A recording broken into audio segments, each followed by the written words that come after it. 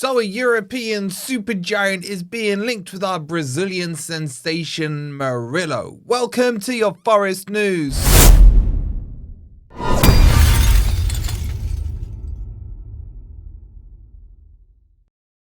Hi guys, hope you're doing well and welcome to your latest Forest News. Coming up, we've got quite a few stories to update you on. Murillo being linked to one of the big German clubs. We've got good news on Murillo and Douglas Luiz.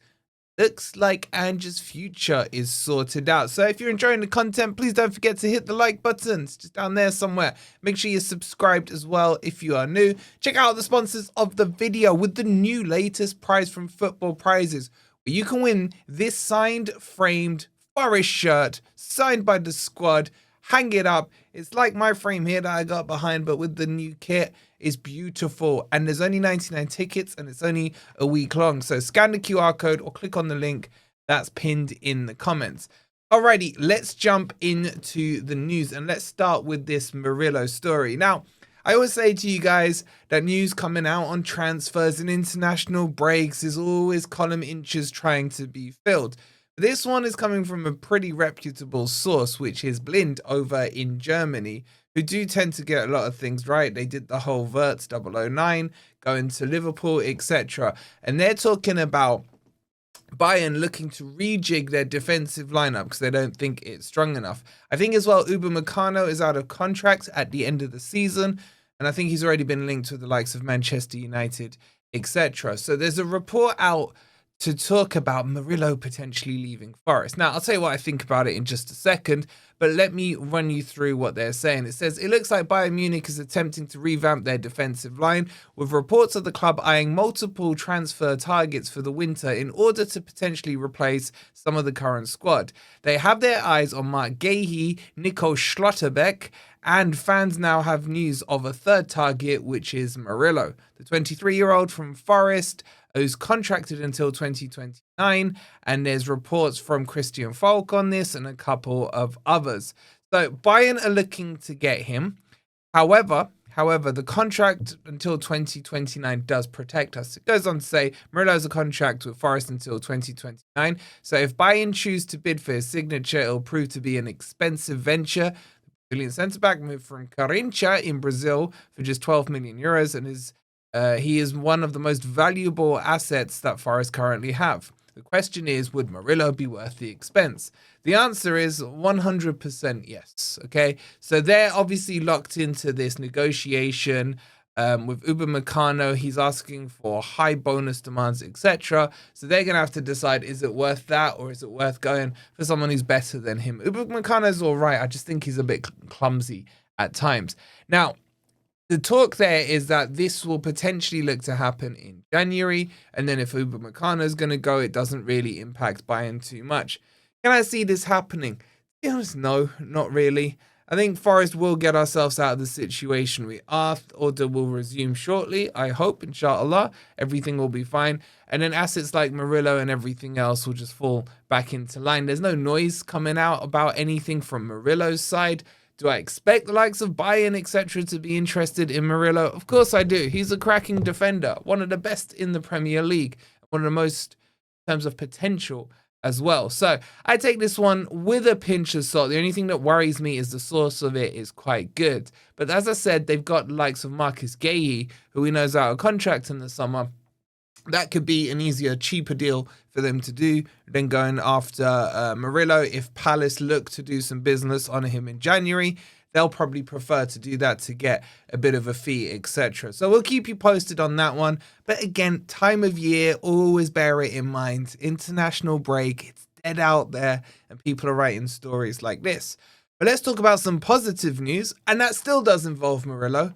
And more importantly, Douglas Luiz. There's been some pictures released and a couple of videos out on the social media of Forest showing both of Brazilian boys back in training, looking there in that picture, lifting my spirits. This is a huge, huge boost for Forest.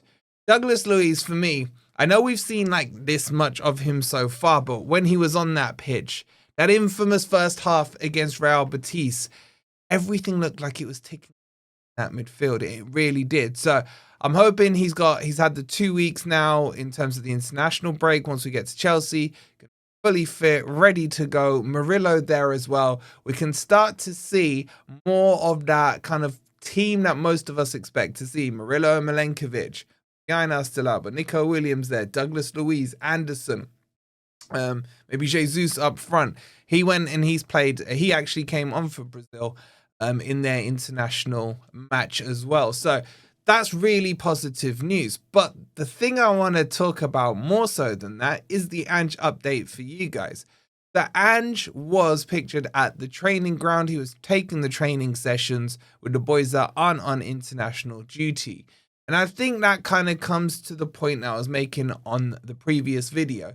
I got told he'll be given the Chelsea match, but I was also told by someone else that if he's gone, he'll be gone by the weekend. So as we are now at the weekend, as he's been at the training match, I think it's fair to go with source A, if you like.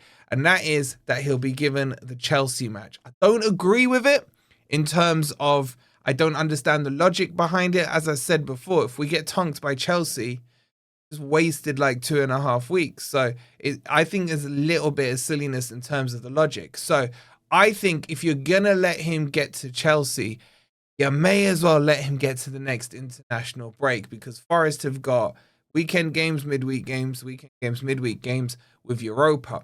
And I've kind of settled myself down on this. Like, more importantly for me than anything is Forest need to get some wins. So if Ange is going to be the guy there while he's still there, I'm going to back him. Yeah, I'll probably lose my head if we get some losses and everything.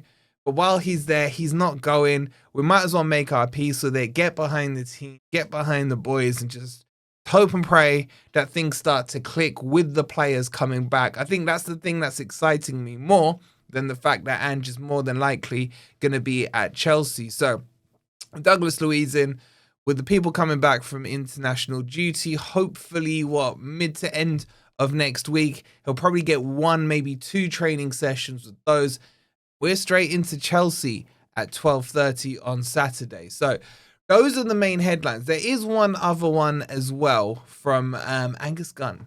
Now, he is looking to leave Forest because he's not getting the game time he expected. Now, some of you are sitting there saying, well, Matt Selson goal, what did you expect? He was hoping for like a cup run. Also, remember, he came in before we went and got John Victor. So he kind of moved. He was second in the pecking order. John Victor came and he found himself dropping down to third. Do you agree with it or not? It's kind of, I guess, irrelevant because that's what's happened.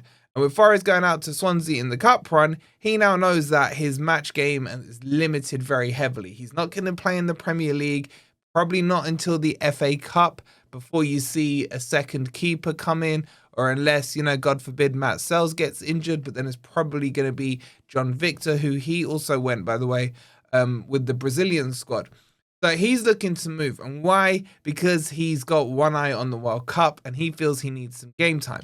Now, to be fair to him, he did say that he wasn't expecting to come into Forest and challenge or take over the position from Matt Sells, but he did expect to get more game time than he already has. So don't be surprised in the January window if we see him looking to move on to get a few games in, maybe even on loan, get some game time in before the World Cup, because obviously that's where his focus is. So there's your Forest stories. Quick update for you guys to kind of keep you ticking along and keep you in the loop on what's going on. But get your thoughts on it. What are you saying now? It looks like Ange is staying. And how pleased are you about the 2 back? Make sure you hit the like button if you haven't already. Please do subscribe if you are new here. And go check out, get your tickets for football prizes. Links pinned in the comments as well. We'll see you on the next video. Come on, you Reds.